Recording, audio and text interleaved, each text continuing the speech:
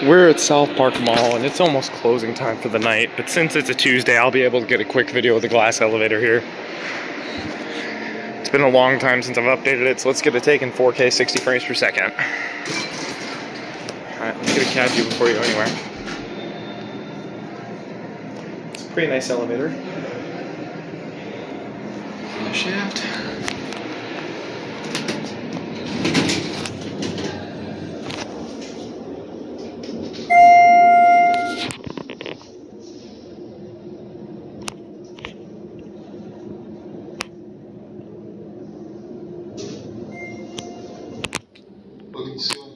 Hello.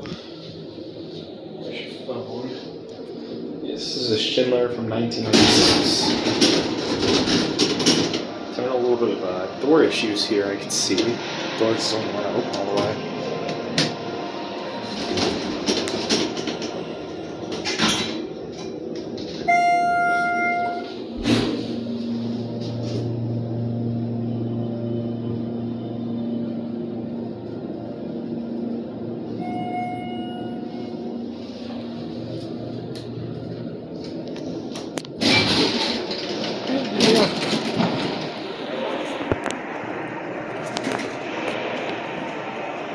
Okay.